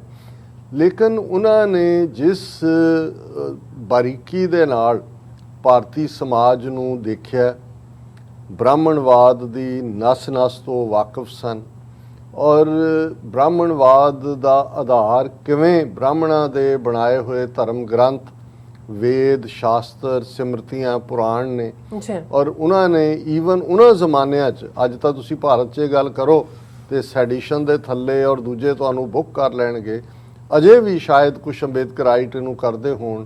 ਉਹਨਾਂ ਨੇ ਇੱਕ ਦਿਨ ਮਿੱਥਿਆ ਸੀ ਜਿਸ ਦਿਨ ਦਲਿਤ ਸਮਾਜ ਵੱਲੋਂ ਵੇਦਾਂ, ਸ਼ਾਸਤਰਾਂ, ਸਿਮਰਤੀਆਂ ਨੂੰ ਸਾੜਿਆ ਜਾਂਦਾ ਸੀ। ਉਹਨਾਂ ਦਾ ਇਹ ਕਹਿਣਾ ਸੀ ਵੀ ਜਦੋਂ ਤੱਕ ਇਹ ਮੌਜੂਦ ਨੇ ਇਸ ਸਮਾਜ ਨੂੰ ਕਦੇ ਬਰਾਬਰੀ ਨਹੀਂ ਮਿਲੇਗੀ, ਕਦੇ ਜਸਟਿਸ ਨਹੀਂ ਮਿਲੇਗਾ।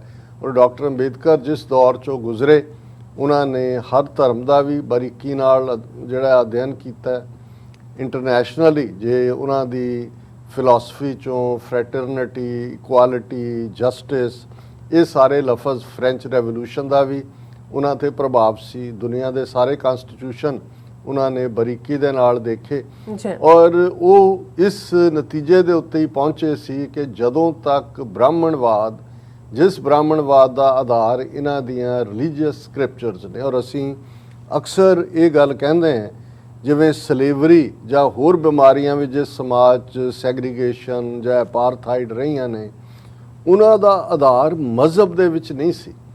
ਲੇਕਿਨ ਹਿੰਦੂ ਧਰਮ, ਜਿਹਨੂੰ ਹਿੰਦੂ ਲਫ਼ਜ਼ ਤਾਂ ਬਹੁਤ ਬਾਅਦ 'ਚ ਕਿਹਾ, ਉਹਨਾਂ ਨੇ ਆਪਣਾ ਅਸਲੀਅਤ ਛਪਾਉਣ ਦੇ ਲਈ ਇਹ ਉਹਨਾਂ ਨੇ ਲਫ਼ਜ਼ ਨੂੰ ਪ੍ਰਮੋਟ ਕੀਤਾ। ਹਾਲਾਂਕਿ ਇੱਕ ਸਟੇਜ 'ਤੇ ਉਹ ਖੁਦ ਹੀ ਕਹਿੰਦੇ ਸੀ ਕਿ ਹਿੰਦੂ ਦਾ ਮਤਲਬ ਚੋਰ ਹੁੰਦਾ ਹੈ, ਸਾਨੂੰ ਅਰਬਾਂ ਨੇ ਔਰ ਦੂਜਿਆਂ ਨੇ ਲਫ਼ਜ਼ ਫਿਰ ਉਹਨੂੰ ਇੰਡਸ ਨਾਲ ਜੋੜਤਾ ਕਿ ਜੀ ਇੰਡਸ ਦਰਿਆ ਦੇ ਇਸ ਪਾਸੇ ਰਹਿਣ ਵਾਲੇ। ਲੇਕਿਨ ਅੰਬੇਦਕਰ ਇਹ ਕਹਿੰਦੇ ਸੀ ਕਿ ਭਾਈ ਜਦੋਂ ਤੱਕ ਇਹ ਬ੍ਰਾਹਮਣਵਾਦ ਹੈ, ਔਰ ਬ੍ਰਾਹਮਣਵਾਦ ਉਹ ਕਹਿੰਦੇ ਸੀ ਉਹ ਤਾਂ ਵੇਦਾਂ ਸ਼ਾਸਤਰਾਂ ਨੂੰ ਤੁਸੀਂ ਕਿ, ਔਰ ਇਹੀ ਕਾਰਨ ਹੈ ਕਿ ਉਹਨਾਂ ਦਾ ਉਹ ਤਾਂ ਇਸ ਹੱਦ ਤੱਕ ਗਏ ਕਿ ਇਹ ਸਾਰੇ ਜਿਹੜੇ ਪੁਨਰ ਜਨਮ ਕਿ ਦੁਬਾਰਾ ਕਿਸੇ ਨੇ ਜੰਮਣਾ, ਕਰਮਾਂ ਦਾ ਫਲ ਜਾਂ ਈਵਨ ਭਗਤੀ ਮਾਰਗ ਜਾਂ ਦੂਜਾ, ਉਹ ਇਹ ਕਹਿੰਦੇ ਸੀ ਵੀ ਇਹ ਸਭ ਬ੍ਰਾਹਮਣਵਾਦ ਦੇ ਟਰੈਪ ਨੇ ਔਰ ਉਹਨਾਂ ਨੇ ਆਪਣੀ ਸੁਪੀਰੀਅਰਿਟੀ ਕਾਇਮ ਰੱਖਣ ਦੇ ਲਈ ਰੱਖੇ ਹੋਏ ਨੇ। ਜਦੋਂ ਤੱਕ ਇਹਨਾਂ ਤੋਂ ਜਾਨ ਨਹੀਂ ਛੁੱਟਦੀ, ਇਹਨਾਂ ਦੇ ਵੇਦਾਂ, ਸ਼ਾਸਤਰਾਂ, ਸਿਮਰਤੀਆਂ ਤੋਂ, ਸਾਡਾ ਕਲਿਆਣ ਨਹੀਂ ਹੋ ਸਕਦਾ। ਜਿਹੜਾ ਉਹਨਾਂ ਦਾ, ਔਰ ਇਹ ਮੈਂ ਜਿਵੇਂ ਕਿਹਾ ਕਿ ਸਾਡੇ ਜਿਹੜੀ TV 84 ਟੀਮ ਨੂੰ ਉੱਥੇ ਹੈੱਡ ਕਰਦੇ ਨੇ ਸੁਖਵਿੰਦਰ ਸਿੰਘ, ਉਹਨਾਂ ਨੇ ਦੋਨਾਂ ਸ਼ਖਸੀਅਤਾਂ ਨੂੰ ਇੰਟਰਵਿਊ ਕੀਤਾ ਔਰ ਉਹਦੇ 'ਚ ਸਵਾਲ ਵੀ ਉਹਨਾਂ ਨੇ ਪੁੱਛਿਆ ਕਿ ਵੀ ਉਹ ਸਿੱਖ ਧਰਮ ਵੱਲ ਆਉਂਦੇ ਕਿਉਂ ਰੁਕੇ। ਉਹਨਾਂ ਨੇ ਆਪਣੇ ਜਵਾਬ ਦਿੱਤੇ ਨੇ। ਲੇਕਿਨ ਇਹਦੇ 'ਚ ਕੋਈ ਸ਼ੱਕ ਨਹੀਂ ਹੈ ਕਿ ਸਭ ਤੋਂ ਵੱਡੀ ਰੁਕਾਵਟ ਗਾਂਧੀ, ਜਿਹਨੂੰ ਮਹਾਤਮਾ ਕਿਹਾ ਜਾਂਦਾ ਹੈ, ਉਹਨੇ ਵਰਤ ਰੱਖ ਲਿਆ ਸੀ। ਔਰ ਗਾਂਧੀ ਦਾ ਇੱਥੋਂ ਤੱਕ ਕਹਿਣਾ ਸੀ ਕਿ ਜੇ ਦਲਿਤਾਂ ਨੇ ਧਰਮ ਬਦਲਣਾ ਹੈ ਤਾਂ ਉਹ ਮੁਸਲਮਾਨ ਹੋ ਜਾਣ, ਸਿੱਖ ਨਹੀਂ ਬਣਨਾ ਹੈ। ਫਿਰ ਇਹ ਵੀ ਕਿਉਂਕਿ ਜਿਹੜਾ ਅੱਜ ਵਾਲੇ ਇੰਟਰਵਿਊ 'ਚ ਸੀ ਉਹਨਾਂ ਦਾ ਕਿ ਸਵਾਲ ਇਹ ਸੀ ਕਿ ਕੀ ਸਿੱਖ ਬਣਨ ਤੋਂ ਬਾਅਦ ਦਲਿਤਾਂ ਨੂੰ ਜਿਹੜਾ ਸੈਪਰੇਟ ਇਲੈਕਟੋਰੇਟ ਹੈ, ਜਿਵੇਂ ਸਿੱਖਾਂ ਦਾ ਸੈਪਰੇਟ ਇਲੈਕਟੋਰੇਟ ਸੀ, ਮੁਸਲਮਾਨਾਂ ਦਾ ਸੈਪਰੇਟ ਸੀ, ਦੂਸਰੇ ਉਦੋਂ ਜੇ ਰਿਜ਼ਰਵੇਸ਼ਨ ਦਾ ਤਾਂ ਹੈ ਨਹੀਂ ਸੀ ਜਿਹੜਾ ਕਿ ਕਨਸਟੀਟਿਊਸ਼ਨ 'ਚ ਆਜ਼ਾਦੀ ਤੋਂ ਬਾਅਦ ਆਇਆ ਐਜੂਕੇਸ਼ਨ ਔਰ ਦੂਸਰੇ ਦੇ ਲਿਹਾਜ਼ ਨਾਲ। ਔਰ ਐਸਾ ਕਿਹਾ ਜਾਂਦਾ ਹੈ ਕਿ ਇਹ ਕਿਹਾ ਗਿਆ ਸੀ ਕਿ ਭਾਈ ਜੇ ਤੁਸੀਂ ਸਿੱਖ ਬਣਦੇ ਹੋ ਤੇ ਤੁਹਾਡਾ ਸੈਪਰੇਟ ਇਲੈਕਟੋਰੇਟ ਖਤਮ ਹੋ ਜਾਏਗਾ। ਔਰ ਅੰਬੇਦਕਰ ਇਹ ਸਮਝਦੇ ਸੀ ਕਿ ਦੇਖੋ ਉਹ ਆਪਣੇ ਲੋਕਾਂ ਦੇ ਪਹਿਲਾਂ ਲੀਡਰ ਸੀ ਔਰ ਉਹਨਾਂ ਲਈ ਉਹਨਾਂ ਦਾ ਇੰਟਰਸਟ ਸਭ ਤੋਂ ਪਹਿਲਾਂ ਸੀ। ਉਹ ਕਿਸੇ ਰੂਹਾਨੀ ਕੁਐਸਟ ਦੇ ਥੱਲੇ, ਦੇਖੋ ਧਰਮ ਬਦਲਣ ਦੇ ਜਾਂ ਜਦੋਂ ਤੁਸੀਂ ਕਨਵਰਸ਼ਨ ਕਰਦੇ ਹੋ, ਦੋ ਰੀਜ਼ਨ ਹੀ ਹੁੰਦੇ ਨੇ। ਇੱਕ ਤਾਂ ਹੁੰਦਾ ਹੈ ਕਿ ਵੀ ਤੁਹਾਡੇ ਅੰਦਰ ਇੱਕ ਰੂਹਾਨੀਅਤ ਦੀ ਕੁਐਸਟ ਹੈ, ਸਪਿਰਿਚੁਅਲਿਟੀ ਹੈ। ਤੁਹਾਨੂੰ ਲੱਗਦਾ ਹੈ ਕਿ ਜਿਸ ਮਾਹੌਲ 'ਚ ਤੁਸੀਂ ਪੜ੍ਹ ਰਹੇ ਹੋ ਜਾਂ ਜਿਸ ਧਰਮ 'ਚ ਤੁਸੀਂ ਹੈਗੇ ਹੋ ਉਹਦੇ 'ਚ ਤੁਹਾਡੇ ਰੂਹਾਨੀ ਸਵਾਲਾਂ ਦਾ ਜਵਾਬ ਨਹੀਂ ਮਿਲ ਰਿਹਾ, ਤੁਹਾਨੂੰ ਉਹਦੇ 'ਚ ਚੈਨ ਨਹੀਂ ਮਿਲ ਰਿਹਾ, ਤੁਸੀਂ ਲੱਭਦੇ ਹੋ, ਹੋਰ ਲੱਭਦੇ ਹੋ। ਇਸ ਤਰੀਕੇ ਨਾਲ ਕੋਈ ਵੀ ਕਿਤੇ ਜਾ ਕੇ ਉਹਨੂੰ ਲੱਗਦਾ ਹੈ ਕਿ ਇੱਥੇ ਮੇਰੇ ਸਵਾਲਾਂ ਦਾ ਜਵਾਬ ਹੈ, ਉਸ ਦਾ ਹਿੱਸਾ ਉਹ ਸਮਝ ਆ ਸਕਦਾ। ਮੈਨੂੰ ਇਹ ਲੱਗਦਾ ਹੈ ਵੀ ਡਾਕਟਰ ਅੰਬੇਦਕਰ ਜਿੱਥੇ ਸੋਸ਼ਲ ਜਸਟਿਸ ਔਰ ਦੂਸਰੇ ਸਵਾਲ ਔਰ ਆਪਣੀ ਕੌਮ ਦੀ ਜਿੰਨੀ ਵੀ ਉਹਨਾਂ ਦੀ ਆਬਾਦੀ ਉਦੋਂ ਸੀ, ਅੱਜ ਵੀ 1/4 ਆਬਾਦੀ ਹੈ, ਉਹਦੀ ਉਸ ਧਰਮ ਦੇ ਵਿੱਚ ਪ੍ਰੀ ਐਮੀਨੈਂਸ ਹੋਏ ਕਿ ਵੀ ਉਹ ਕਿਸੇ ਦੇ ਥੱਲੇ ਨਾ ਲੱਗਣ। ਪੰਜਾਬ 'ਚ ਇਸ ਹਵਾਲੇ ਨਾਲ ਜੇ ਉਹਨਾਂ ਦੀ ਗਿਣਤੀ 9 ਕਰੋੜ ਆ ਜਾਂਦੇ ਸਿੱਖ ਤਾਂ ਉਦੋਂ 70-80 ਲੱਖ ਸੀ, ਉਹ ਆਟੋਮੈਟਿਕਲੀ ਉਹਨਾਂ ਦੀ ਪ੍ਰੀ ਐਮੀਨੈਂਸ ਹੋ ਜਾਣੀ ਸੀ। ਲੇਕਿਨ ਕੁਛ ਨਾ ਕੁਛ ਰੁਕਾਵਟਾਂ ਜਿਹੜੀਆਂ ਨੇ ਉਹ ਆਪਣੇ ਅੰਦਰੂਨੀ ਲੈਵਲ ਤੇ ਵੀ ਹੋਏਗਾ, ਸਾਨੂੰ ਨਹੀਂ ਪਤਾ, ਜੇ ਬਹੁਤ ਸਾਰੇ ਇਸ ਦੇ ਉੱਤੇ ਲਿਖਿਆ ਜਾ ਰਿਹਾ। ਲੇਕਿਨ ਗਾਂਧੀ ਦੀ ਸਟਿਫ ਆਪੋਜੀਸ਼ਨ। ਹੁਣ ਅੰਬੇਦਕਰ ਇਸਲਾਮ ਜਾਂ ਕ੍ਰਿਸਚੀਅਨਿਟੀ ਬਾਰੇ ਵੀ ਪਹਿਲਾਂ ਸੋਚਦੇ ਸੀ ਕਨਵਰਸ਼ਨ ਲਈ, ਉਧਰ ਕਿਉਂ ਨਹੀਂ ਗਏ?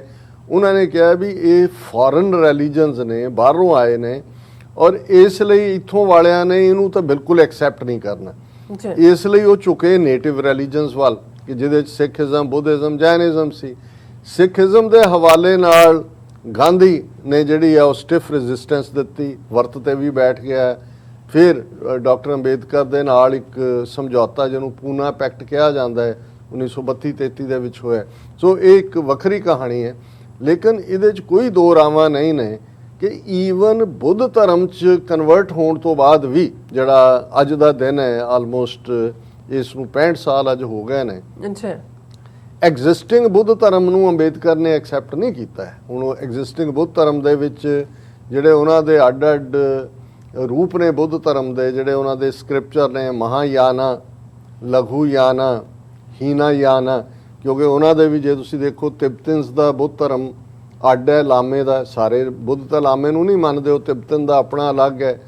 ਜਿਹੜਾ ਹਿੰਦੁਸਤਾਨ ਔਰ ਨੇਪਾਲ 'ਚ ਜਿਹੜਾ ਸੀ ਉਹਨੂੰ ਸੰਸਕ੍ਰਿਤ 'ਚ ਕਨਵਰਟ ਕਰਕੇ ਉਹਨਾਂ ਨੇ ਮਹਾਯਾਨਾ ਬਣਾ ਦਿੱਤਾ। ਹੁਣ ਜੇ ਤੁਸੀਂ ਜਾਪਾਨ ਵਾਲਿਆਂ ਦਾ ਦੇਖੋਗੇ, ਜੈਪਨੀਜ਼ ਬੁੱਧਿਜ਼ਮ ਉਹ ਹੀਨਾਯਾਨ ਹੈ।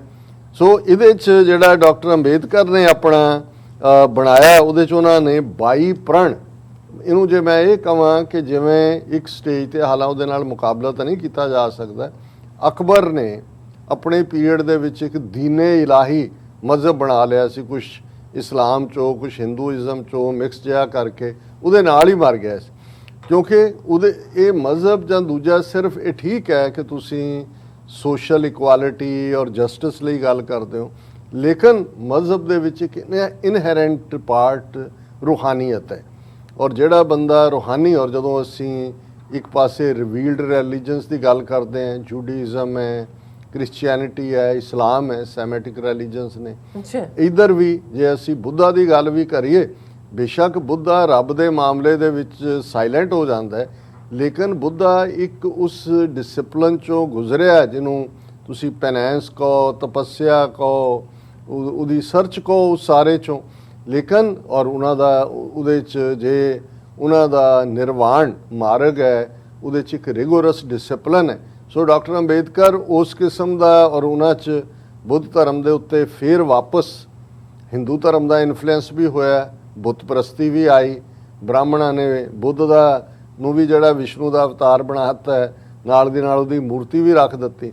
ਸੋ ਉਸ ਕਿਸੇ ਵੀ ਫਾਰਮ ਆਫ ਬੁੱਧਿਜ਼ਮ ਨੂੰ ਜਿਹੜਾ ਉਹਨਾਂ ਨੇ ਨਹੀਂ ਚੁਣਿਆ, ਔਰ ਉਹਨਾਂ ਨੇ ਜਿਹੜਾ ਆਪਣਾ ਜਿਹੜਾ ਦਿੱਤਾ ਬਹੁਤ ਕੁਝ ਕੰਟੈਂਟ ਉਹਨਾਂ ਨੇ ਜਿਹੜੇ ਬੁੱਧ ਦੇ ਇਕੁਆਲਿਟੀ ਜਿਹੜੀ ਹੈ ਫਰੈਟਰਨਿਟੀ ਜਸਟਿਸ ਦੇ ਲਏ, ਪਰ ਜਿਹੜਾ ਉਹਨਾਂ ਨੇ ਆਪਣੇ ਜਿਹੜਾ ਉਹਨਾਂ ਨੇ ਲਿਆ ਉਹਦਾ ਨਾਂ ਉਹਨਾਂ ਨੇ ਨਵਯਾਨਾ ਦਿੱਤਾ। ਨਵਯਾਨਾ ਦੇ ਵਿੱਚ ਜਿਹੜੇ ਨੇ ਉਹ ਆਲਮੋਸਟ 22 ਦੇ ਕਰੀਬ ਉਹਨਾਂ ਦੀਆਂ ਓਥ ਸੀ। ਮੈਂ ਇਹ ਸਾਰੇ ਦੀ ਡਿਟੇਲ 'ਚ ਨਹੀਂ ਜਾਵਾਂਗਾ।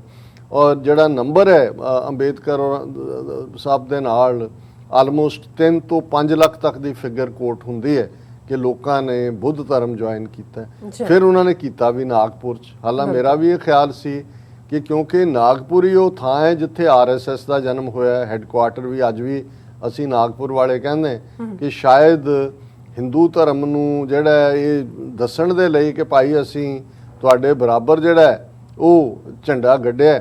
ਲੇਕਿਨ ਮੈਂ ਡਾਕਟਰ ਅੰਬੇਦਕਰ ਦਾ ਜੋ ਓਰੀਜਨਲ ਵਰਕ ਦੇਖਿਆ, ਉਹਨਾਂ ਨੇ ਕਿਹਾ ਕਿ ਵੀ ਭਾਰਤ ਦੇ ਵਿੱਚ ਜਿਹੜਾ ਓਰੀਜਨਲ ਕਬੀਲਾ ਜਿਹਨੂੰ ਨਾਗ ਕਬੀਲਾ ਕਹਿੰਦੇ ਸੀ, ਜਿਨ੍ਹਾਂ ਨੇ ਨਾਗਪੁਰ ਵਸਾਇਆ, ਇਹ ਉਹ ਲੋਕ ਸੀ ਜਿਨ੍ਹਾਂ ਨੇ ਸਭ ਤੋਂ ਪਹਿਲਾਂ ਆਰੀਅਨਸ ਦੇ ਖਿਲਾਫ, ਜਿਹੜੇ ਆਰੀਅਨਸ ਆ ਰਹੇ ਬ੍ਰਾਹਮਣਵਾਦ ਨੂੰ ਜਨਮ ਦੇਣ ਵਾਲੇ ਨੇ, ਉਹਨਾਂ ਦੇ ਖਿਲਾਫ ਉਹਨਾਂ ਨੇ ਜੰਗ ਕੀਤੀ ਸੀ।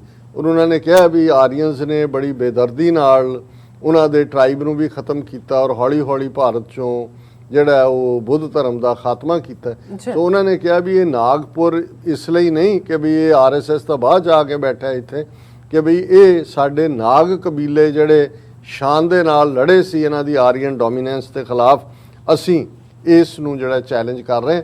ਔਰ ਉਹ ਜਿੱਥੇ ਉਹਨਾਂ ਨੇ ਬੁੱਧ ਧਰਮ ਦੀ ਦੀਕਸ਼ਾ ਲਈ, ਹਰ ਸਾਲ ਉੱਥੇ ਲੱਖਾਂ ਜਿਹੜੇ ਨੇ ਉਹ ਬੋਧੀ ਇਕੱਠੇ ਹੁੰਦੇ ਨੇ। ਹਾਲਾਂਕਿ ਚਾਹੀਦਾ ਤਾਂ ਇਹ ਸੀ ਕਿ ਇਹਨਾਂ 65 ਸਾਲਾਂ 'ਚ ਜੇ ਇਹ ਗੱਲ ਕਹੀ ਜਾਏ ਕਿ ਅੰਬੇਦਕਰ ਉਹਨਾਂ ਦੀ ਇੰਨੀ ਫੋਲੋਇੰਗ ਸੀ, ਜਾਂ ਤੀਵਿਆਂ 'ਚ ਕਿਹਾ ਜਾਂਦਾ ਸੀ ਕਿ 9 ਕਰੋੜ ਦਲਿਤ ਸ਼ਾਮਲ ਹੋਣਗੇ ਸਿੱਖੀ 'ਚ, ਪਰ ਅੱਜ ਵੀ ਜੇ ਤੁਸੀਂ ਲੇਟੈਸਟ ਸੈਂਸਸ ਦੇਖਦੇ ਹੋ ਤੇ ਭਾਰਤ ਦੇ ਵਿੱਚ ਜਿਹੜੀ ਗਿਣਤੀ ਹੈ ਕੁੱਲ ਮਿਲਾ ਕੇ ਬੁੱਧਿਸਟ ਦੀ ਉਹ ਬਹੁਤ ਥੋੜੀ ਹੈ। ਮੇਰੇ ਖਿਆਲ ਹੈ 12-13 ਮਿਲੀਅਨ ਦੇ ਕਰੀਬ ਉਹਨਾਂ ਦੀ ਗਿਣਤੀ ਹੈ। ਸੋ ਐਸਾ ਤਾਂ ਨਹੀਂ ਹੋ ਸਕਿਆ। ਸ਼ਾਇਦ ਇਹ ਵੀ ਇੱਕ ਕਿਉਂਕਿ ਇੱਕ ਚੇਂਜ ਹੋਈ, ਮੇਨ ਸਟ੍ਰੀਮ ਬੁੱਧਿਜ਼ਮ ਨੇ ਵੀ ਉਹਨਾਂ ਨੂੰ ਉਹ ਥਾਂ ਤਾਂ ਨਹੀਂ ਦਿੱਤੀ। ਫਿਰ ਇਹ ਉਹਨਾਂ ਦੀ ਬੁੱਧਿਜ਼ਮ ਦੇ ਵਿੱਚ ਕਨਵਰਸ਼ਨ ਤੋਂ 2 ਮਹੀਨੇ ਬਾਅਦ ਡਾਕਟਰ ਅੰਬੇਦਕਰ ਜਿਹੜੇ ਨੇ ਉਹ ਦੁਨੀਆ ਤੋਂ ਚੜ੍ਹਾਈ ਕਰ ਗਏ। ਲੇਕਿਨ ਅੰਬੇਦਕਰ ਬਹੁਤ ਵੱਡਾ ਨਾਂ ਹੈ ਔਰ ਅਸੀਂ ਇਹ ਦੇਖਦੇ ਹਾਂ ਕਿ ਇਹ ਸਟਰਗਲ ਬਰਾਬਰ ਜਾਰੀ ਹੈ। ਤੇ ਅਸੀਂ ਜਦੋਂ ਬ੍ਰਾਹਮਣਵਾਦ ਦੀ ਗੱਲ ਕਰਦੇ ਹਾਂ, ਅੱਜ ਹਿੰਦੂਤਵਾਦ ਦੇ ਫੈਰੋਸ਼ੀਅਸ ਰੂਪ ਦੇ ਵਿੱਚ ਸਾਹਮਣੇ ਹੈ। ਉਹ ਚੈਲੰਜ ਹੈ ਸਾਡੇ ਸਾਰਿਆਂ ਦੇ ਲਈ। ਜਿੱਥੇ ਬੁੱਧ ਧਰਮ ਦੇ ਜਦੋਂ ਅਲਾਮਾ ਇਕਬਾਲ ਨੇ ਨਜ਼ਮ ਜਿਹੜੀ ਦਰਾਏ ਜਿਹੜਾ ਬਾਂਗੇ ਦਰਾ ਕਿਤਾਬ ਦੇ ਵਿੱਚ ਨਾਨਕ ਨਜ਼ਮ ਲਿਖੀ, ਸੋ ਉਹਨਾਂ ਨੇ ਸਭ ਤੋਂ ਪਹਿਲਾਂ ਬੁੱਧ ਬਹੁਤ ਉਸ ਧਰਤੀ ਦਾ 2-2.5 ਹਜ਼ਾਰ ਸਾਲ ਪਹਿਲਾਂ ਇੱਕ ਸਿਆਣਾ ਇਨਸਾਨ, ਜਿਸ ਨੂੰ ਅਲਾਮਾ ਇਕਬਾਲ ਨੇ ਉਸ ਨਜ਼ਮ 'ਚ ਉਹਦਾ ਨਾਂ ਨਾਨਕ ਸੀ, ਇਹ ਕਿਹਾ ਸੀ ਕਿ ਤੁਮਨੇ ਪੈਗਾਮੇ ਗੌਤਮ ਕੀ ਜ਼ਰਾ ਪਰਵਾਹ ਨਾ ਕੀ, ਕਦਰ ਜਾਨੀ ਨਾ ਆਪਣੇ ਗੌਹਰ ਯਕ ਦਾਨਾ ਕੀ। ਗੌਹਰ ਕਹਿੰਦੇ ਨੇ ਮੋਤੀ ਨੂੰ, ਕਿ ਵੀ ਤੁਸੀਂ ਆਪਣੇ ਇਸ ਮੋਤੀ ਨੂੰ ਨਹੀਂ ਪਛਾਣਿਆ, ਯਕ ਦਾਨਾ ਯੂਨੀਕ। ਔਰ ਇਹੀ ਉਹਨਾਂ ਨੇ ਕਹਿ ਕੇ ਗੱਲ ਸ਼ੁਰੂ ਕੀਤੀ ਸੀ ਕਿ ਬੁੱਧ ਦਾ ਮੈਸੇਜ ਇਹੋ ਜਿਹਾ ਸੀ ਕਿ ਆਸ਼ਕਾਰ ਉਸਨੇ ਕੀਆ ਜੋ ਜ਼ਿੰਦਗੀ का राज था, हिंद को लेकिन ख्याली फ़लसफ़ा पे नाज था, शमाए हक से जो मुनव्वर हो ये वो महफिल न थी, बारिश रहमत हुई लेकिन ज़मीं काबिल न थी। कि सुक्का फ़लसफ़ा वेदां शास्त्रां ब्राह्मणां दा। और फिर उन्होंने कहा कि भाई ब्राह्मण सरशार है अब तक, मेरे पिंदार में शराब हंकार दी, शमाए गौतम जल रही है महफिले अग्यार में। कि गैरां दी महफिल बाहर बुद्ध धर्म। सो अंबेदकर ने, डॉक्टर अंबेदकर ने कोशिश की कि जिहड़ी महफिले अग्यार च गई हुई शमा उन्होंने वापस इस धरती ते लिआंदा जाए। ਲੇਕਿਨ ਬ੍ਰਾਹਮਣਵਾਦ ਦੇ ਨਾਲ ਲੜਾਈ ਸੌਖੀ ਨਹੀਂ ਹੈ। ਅੱਜ ਵੀ ਸਾਨੂੰ ਖੁਸ਼ੀ ਹੈ ਕਿ ਬੁੱਧ ਧਰਮ ਵਾਲੇ ਜਿਹੜੇ ਇਹ ਨਿਓ ਦਲਿਤ ਜਾਂ ਨਿਓ ਬੁੱਧਿਸਟ ਕਹਿੰਦੇ ਨੇ, ਇਹ ਮੋਰ ਅਵੇਅਰ ਨੇ ਬ੍ਰਾਹਮਣਵਾਦ ਤੋਂ। ਲੇਕਿਨ ਇਹ ਵੀ ਉਹ ਕਹਿੰਦੇ ਨੇ ਕਿ ਭਾਈ ਇਹ ਜਿਹੜੀ ਲੜਾਈ ਹੈ, ਜਿਸ ਜਜ਼ਬੇ ਨਾਲ ਸਿੱਖ ਲੜਦਾ ਹੈ, ਤੇ ਅਲਟੀਮੇਟਲੀ ਲੜਾਈ ਸਿੱਖਾਂ ਨੇ ਹੀ ਲੜਨੀ ਹੈ। ਪਰ ਸਾਡੀ ਇਹ ਕੋਸ਼ਿਸ਼, ਔਰ ਸਾਡੇ ਇੱਥੇ ਮਿੱਤਰ ਮਲਕ ਸਾਹਿਬ ਜਿਹੜੇ ਵੈਲ ਵਿਸ਼ਰ ਨੇ TV 84 ਦੇ, ਉਹ ਅਕਸਰ ਸਾਨੂੰ ਸੁਚੇਤ ਕਰਦੇ ਰਹਿੰਦੇ ਨੇ। ਉਹਨਾਂ ਨੇ ਇਸ ਦਿਨ ਦੇ ਉੱਤੇ ਗੱਲ ਕਰਨ ਲਈ ਵੀ ਪ੍ਰੇਰਿਆ। ਔਰ ਮੈਂ ਸਮਝਦਾ ਵੀ ਸਾਡਾ ਤਾਂ ਹਮੇਸ਼ਾ ਹੀ, ਮੇਰਾ ਇਹ ਕਹਿਣਾ ਹੁੰਦਾ ਹੈ ਕਿ 6 of the ਦਲਿਤਸ, by the ਦਲਿਤਸ, for ਦਾ ਦਲਿਤਸ। ਔਰ ਸਾਨੂੰ ਬੁੱਧਿਸਟ ਹੋਣ, ਜੈਨਸ ਹੋਣ, ਸਾਡੇ ਮੁਸਲਮਾਨ ਭੈਣ ਭਰਾ ਹੋਣ, ਈਸਾਈ ਹੋਣ, ਟਰਾਈਬਲਸ ਹੋਣ, ਸਾਨੂੰ ਸਭ ਨੂੰ ਅਲਟੀਮੇਟਲੀ ਇੱਕ ਮੰਚ ਤੋਂ, ਇੱਕ ਪਲੇਟਫਾਰਮ ਤੋਂ ਹੀ ਲੜਨਾ ਪਵੇਗਾ। ਕਿਉਂਕਿ ਬ੍ਰਾਹਮਣਵਾਦ ਜਿਸ ਦੇ ਸ਼ੈਤਾਨ ਵਾਂਗ ਇੰਨੇ ਟੈਂਟੈਕਲ ਚਾਰਜ ਫੇਰੇ ਖਿਲ ਰਹੇ ਹੋਏ ਨੇ, ਉਹਨਾਂ ਨੂੰ ਚੈਲੰਜ ਕਰਨਾ, ਡਿਫੀਟ ਕਰਨਾ ਸੌਖਾ ਨਹੀਂ ਹੈ। ਚੈਲੰਜ ਤਾਂ ਸਿੱਖਾਂ ਨੇ ਕਰ ਦਿੱਤਾ ਹੈ, ਪਰ ਹੁਣ ਬ੍ਰਾਹਮਣਵਾਦ ਦੀ ਗਾਜ਼ ਸਿੱਧੀ ਸਿੱਖਾਂ ਦੇ ਉੱਤੇ ਡਿੱਗ ਰਹੀ ਹੈ। ਅੱਧਾ ਪੰਜਾਬ ਉਹਨਾਂ ਨੇ BSF ਦੇ ਹਵਾਲੇ ਕਰ ਦਿੱਤਾ ਹੈ। ਕਿਸਾਨਾਂ ਦੇ ਨਾਲ ਕੀ ਵਰਤਾਰਾ ਚੱਲ ਰਿਹਾ ਹੈ ਔਰ ਕਿਵੇਂ ਉਹਨਾਂ ਦਾ ਮੀਡੀਆ ਤੰਤਰ ਜਿਹੜਾ ਉਹ ਨੈਗੇਟਿਵਿਟੀ ਕਰ ਰਿਹਾ ਹੈ, ਉਹ ਅਸੀਂ ਰੋਜ਼ਾਨਾ ਡਿਸਕਸ ਕਰਦੇ ਹਾਂ। ਸੋ ਅਸੀਂ ਡਾਕਟਰ BR ਅੰਬੇਦਕਰ ਨੂੰ ਜਿਹੜਾ ਅੱਜ ਯਾਦ ਕਰ ਰਹੇ ਹਾਂ, ਔਰ ਅਸੀਂ ਸਮਝਦੇ ਹਾਂ ਕਿ ਉਹ ਇੱਕ ਰੌਸ਼ਨ ਦਿਮਾਗ ਸ਼ਖਸੀਅਤ ਸਨ।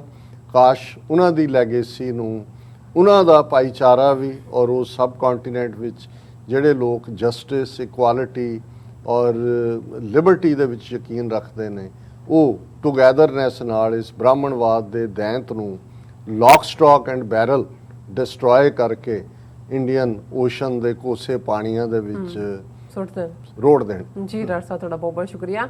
ਸੋ ਇੱਥੇ ਲੈਣੇ ਬ੍ਰੇਕ ਤੋਂ ਪਹਿਲਾਂ ਅਸੀਂ ਦਰਸ਼ਕਾਂ ਤੇ ਸਰੋਤਿਆਂ ਨੂੰ ਕੀਮਤੀ ਬੇਨਤੀ ਕਰਦੀ ਵਿਊਅਰਸ, ਜਿਸ ਤਰ੍ਹਾਂ ਕਿ ਤੁਸੀਂ ਜਾਣਦੇ ਹੋ ਕਿ TV 84 ਇੱਕ ਪੰਥਕ ਚੈਨਲ ਹੈ। TV 84 ਦੀ ਚੜ੍ਹਦੀ ਕਲਾ ਲਈ ਵੱਧ ਤੋਂ ਵੱਧ ਡੋਨੇਟ ਕਰੋ। ਡੋਨੇਟ ਕਰਨ ਲਈ ਸਾਡੀ ਵੈਬਸਾਈਟ tv84.tv ਤੇ ਜਾ ਕੇ ਪੇਪਲ ਦੀ ਵਰਤੋਂ ਕਰਕੇ ਵਨ ਟਾਈਮ ਡੋਨੇਟ ਕਰ ਸਕਦੇ ਹੋ, ਮੰਥਲੀ ਡੋਨੇਟ ਵੀ ਕਰ ਸਕਦੇ ਹੋ। ਤੁਸੀਂ TV 84 ਦੇ ਨਾਮ ਤੇ ਚੈੱਕ ਬਣਾ ਕੇ ਸਾਨੂੰ ਮੇਲ ਵੀ ਕਰ ਸਕਦੇ ਹੋ। ਸਾਡੇ ਪਤੇ ਤੇ 36-01 37th Avenue, Long Island City, New York 11101 USA, ਜਾਂ ਫਿਰ ਤੁਸੀਂ ਸਾਨੂੰ ਫੋਨ ਰਾਹੀਂ ਸੰਪਰਕ ਕਰ ਸਕਦੇ ਹੋ ਸਾਡੇ ਫੋਨ ਨੰਬਰ ਤੇ 5166191984। ਤੁਸੀਂ ਸਾਨੂੰ ਈਮੇਲ ਵੀ ਕਰ ਸਕਦੇ ਹੋ info@tv84.tv ਤੇ। ਅਸੀਂ ਤੁਹਾਡੇ ਤਹਿ ਦਿਲ ਤੋਂ ਸ਼ੁਕਰਗੁਜ਼ਾਰ ਹੋਵਾਂਗੇ। ਸੋ ਇੱਥੇ ਲੈਣੇ ਬ੍ਰੇਕ। ਵਿਊਅਰਸ, ਤੁਸੀਂ ਸਾਨੂੰ ਇਸੇ ਤਰ੍ਹਾਂ ਬਣੇ ਰਹਿਣਾ। ਮਿਲਦੇ ਹਾਂ ਛੋਟੇ ਜਿਹੇ ਵਕਫੇ ਤੋਂ ਬਾਅਦ।